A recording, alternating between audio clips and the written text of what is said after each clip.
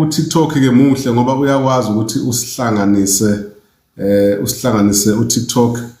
omunye ekwelinye izwe nomunye ekwelinye izwe. Ngicela ukubingelela lapha noma ke ngithathe umfowethu uthando lwethu Mbombela Fanatics usimo ukhulumayo bafowethu asibingelele uthando lwethu mfowethu kuhamba kanjani emzimkhulu. Ngiyaphila kunjani bhuti wami? Sikhona mfowethu siyajabula kuyintokozo kuba nawe namhlanje la eMbombela Fanatics emva komdlalo esubonile namhlanje weKaizer Chiefs kanye neMamelodi Sundowns. Ukuliphi isayidi wena ngabe uyiChiefs or iSundowns okanye ukule enye team? Ngikule enye team mina bhuti wami kodwa nje ngikule enkulu kakhulu. Uye athi ulokhunja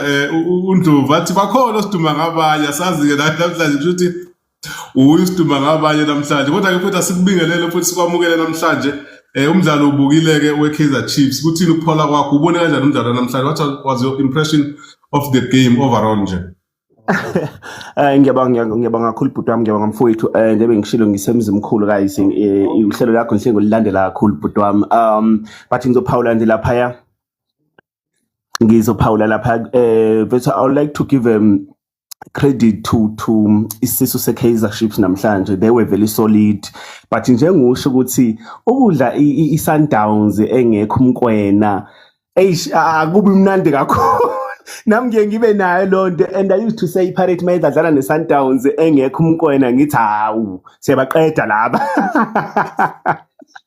But the mfethu angeke nginike uNdlovu mfowethu umfana seMaritzburg mfethu umfana seMphithi umfana selokishini umfana sembali lapha eMaritzburg mfowethu indlela adlale ngayo namhlanje beyinhle kakhulu because we once had a debate last week lapha eSpani ngithi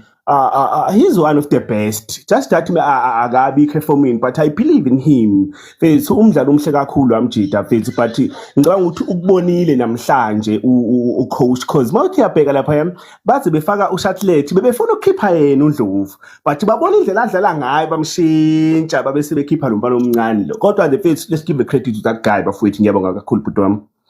No mnewethu nami ngiyabonga kakhulu mfowethu yabona before nje mhlawumbe ngudedele nawe nomdlalo kusasa ngicabanga ukuthi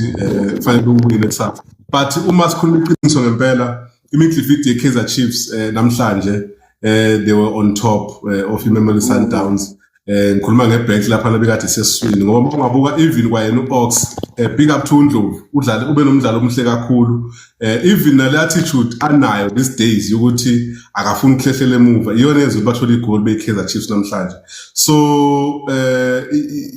without a doubt uNdlovu usinikeza umdlalo omuhle namhlanje especially nanokuthi he was not that aggressive like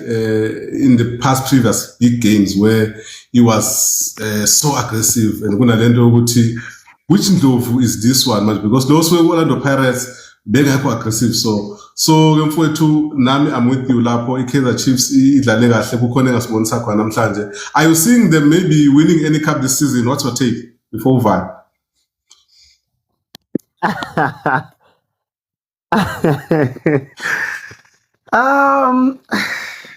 Fethu kunzima ukusho kodwa they are a very good team, they are very organized. Yeah, bengasithusa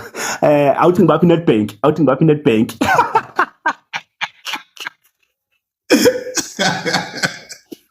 No mfowethu siyabonga kakhulu mfowethu valelisa ke mfowethu ukuthi nisiphatheleni kusasa emidlalweni wakusasa mfowethu ngoba niyodlala neChippa umdlalo uzobe useThekwini lo mdlalo loyo yini singayilindela mhlawumbe noma yini enilindele nina njengabalandeli beOrlando Pirates emidlalweni wakusasa? Ngiyafisa ngiyabonga bhuti wami sengivayelisa as from igame yakusasa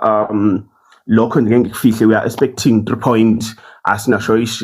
iChippa ngiyayithanda kakhulu but nje hayi amaphuzu ethu amathathu cha Nkosi yami abasidedele endleleni yethu sibiye egamini ebimbi kakhulu ngiphinde ngifisele uSihle Nduli mfethu i-speed recovery mfethu and I wish you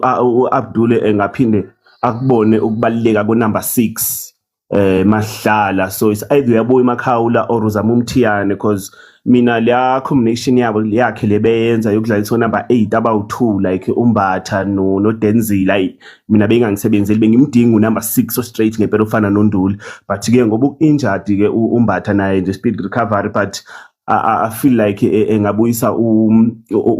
uMakhawule at least but we need la number 6 ifethu leyanto okudlala number 8 bobabini I feel like imnandi ibhola malikuthina but once we lose ibhola kuba nzima ukurecover okumaka ngiyabonga kakhulu bhuti wami.